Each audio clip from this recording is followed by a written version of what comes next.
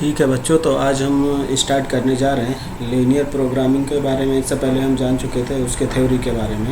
तो अभी हम जो देखने जा रहे हैं वो एक्सरसाइज नंबर 1, लीनियर प्रोग्रामिंग का जो पहला एक्सरसाइज है उसका क्वेश्चन नंबर 1 हम ले रहे हैं। तो देखेंगे उसको सॉल्व कैसे करेंगे। एक एक क्वेश्चन को, जितने भी क्वेश्चन हैं सारे क्वेश्चन हम सॉल्व करेंगे और आप लोगों को खुद भी प्रैक्टिस करना होगा ये सॉल्व करने के लिए। बहुत टफ नहीं है ये, क्योंकि इससे पहले जो हम लोग पढ़ चुके हैं इक्वेशंस, उसी इक्वेशंस की तरह ही इसको सॉल्व करना रहता है। तो आइए पहले क्वेश्चन पे हम चलते हैं।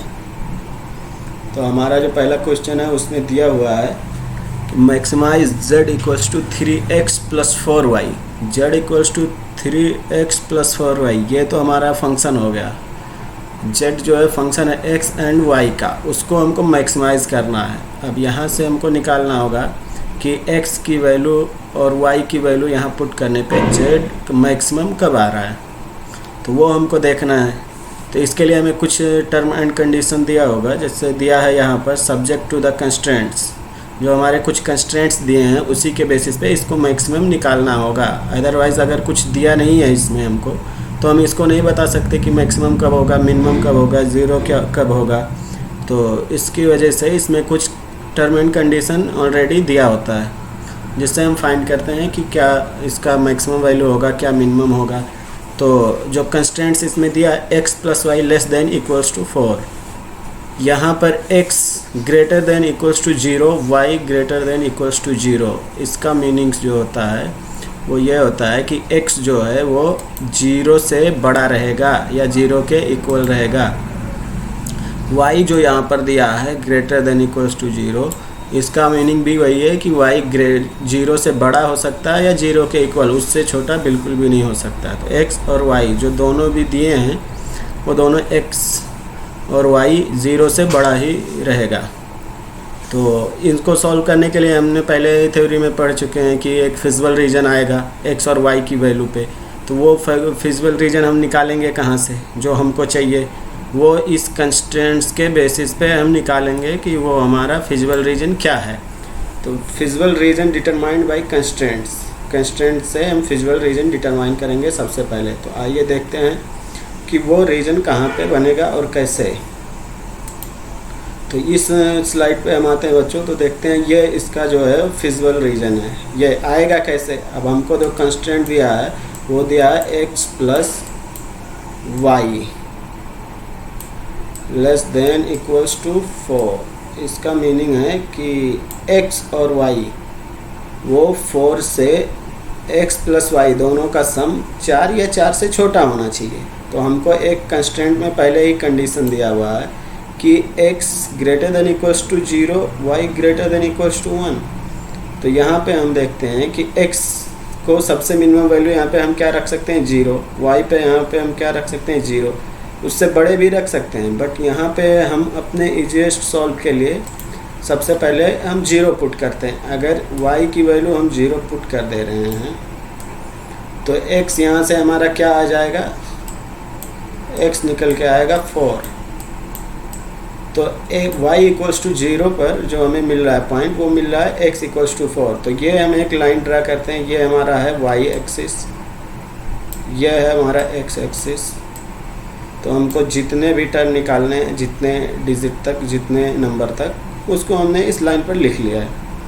तो अब हम देखते हैं पॉइंट हमको एक मिल गया, x इक्वल्स टू 4 आया कब, y इक्वल्स टू 0 पे।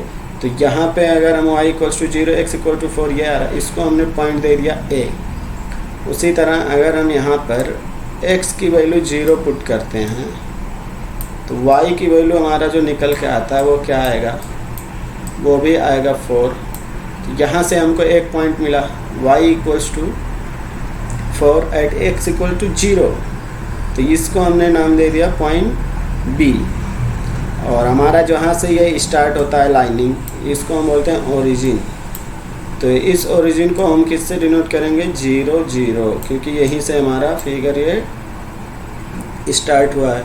तो अब इन पॉइंट्स को मिलाती हुई एक लाइन हमारी पास होएगी, वो लाइन रहेगी ये 4 4 यहाँ पे इस पॉइंट पे हमारा क्या है, x equal to 0 y equals to 4, यहाँ पे क्या है x equals to 4 y equals to 0, तो इससे पास करते हुए जाएगी। अब हमको कंस्ट्रेंट्स में हमने पहले ही देखा है कि जो दिया है कंस्ट्रेंट्स वो लेस देन इक्वल्स टू 4, तो हमारा फिजिबल रीजन क्या होएगा, यहाँ पे लेस देन दिस साइड, इस लाइन के अंदर जितना भी हमारा रहेगा ओरिजिन से वो फिजिबल रीजन रहेगा। अगर वही कंस्ट्रेंट्स में हमको दे दिया होता ये sign x plus y equals to 4 greater than equals to 4 अगर हमारा दिया होता, तो हमको फिजिबल रीजन कहाँ कंसीडर करते, फिजिबल रीजन हमारा इस साइड में हो जाता, आउट ऑफ द लाइन, ये हमारा हो जाता फिजिबल रीजन, ये सारा रीजन।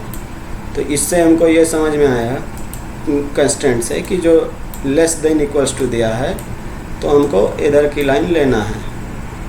तो अभी हम ये समझ गए। अब यहाँ से हमको 3 कॉर्नर पॉइंट्स मिल रहे हैं। फर्स्ट पॉइंट्स ओ हमारा आ रहा है 0,0, सेकंड पॉइंट्स ए आ रहा है 4,0, थर्ड पॉइंट जो हमारा आ रहा है बी वो आ रहा है 0,4।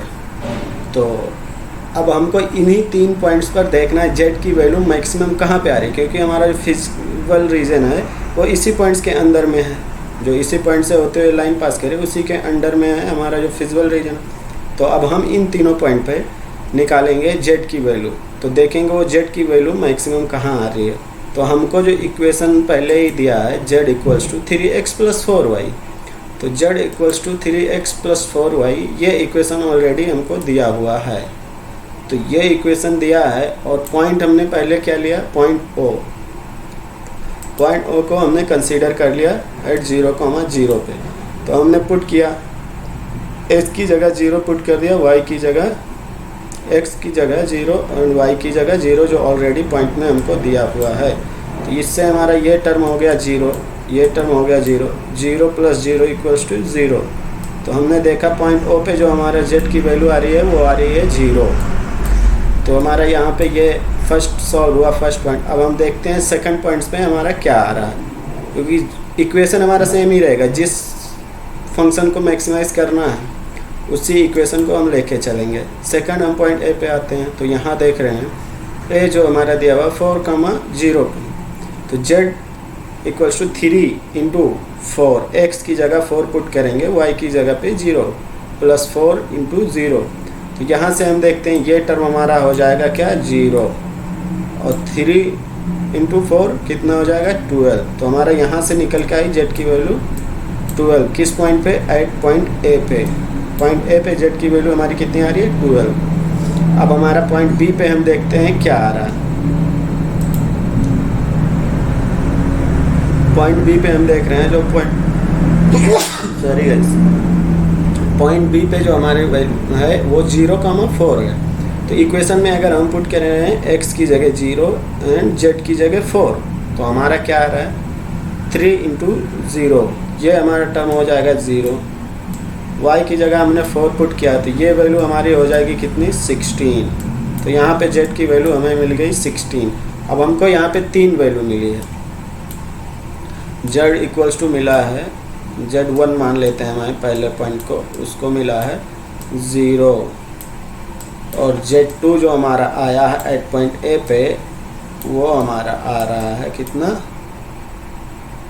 12, एंड Z3 जो हमारा आया हुआ है वो कितना आ रहा है, Z3 हमारा आ रहा है 16। तो अब हमको इसमें से चूज़ करना है कि मैक्सिमम वैल्यू क्या है उस फिजिबल रीजन के अंदर। ये तीनों कॉर्नर पॉइंट पे हमने निकाल लिया जेड की वैल्यू, तो इसमें हमको क्या दिखाई दे रहा है, मैक्सिमम वैल्यू जो होगी वो अब जेड इक्वल्स टू 0, 12, 16, इसमें मैक्सिमम हमको क्या दिख रहा है 16। तो जो हमारा मैक्सिमाइज होगा इक्वेशन का Z equals to 3x plus 4y, तो इसकी जो मैक्सिमम वैल्यू होगी वो होगी कितना 16। तो हमारा आंसर क्या हो जाएगा, इसकी मैक्सिमाइज वैल्यू है 16। तो बच्चों ये हमारा फर्स्ट क्वेश्चन था जिसको हमने सॉल्व किया है। सेकंड क्वेश्चन हम सेकंड क्लासेस में सॉल्व करेंगे, और उससे पहले आप लोग इसको घर पे ट्राई करना कैसे किया जाता है। ये पहला क्वेश्चन में आप लोगों को ठीक से समझाने की कोशिश किया हूँ, आप लोग ठीक से समझिए और दूसरा सॉल्व करने की कोशिश कीजिए। अगर आप लोगों को समझ में नहीं आता है तो कमेंट में लिख के भेजिए, मैं उसका सॉल्यूशन दूंगा।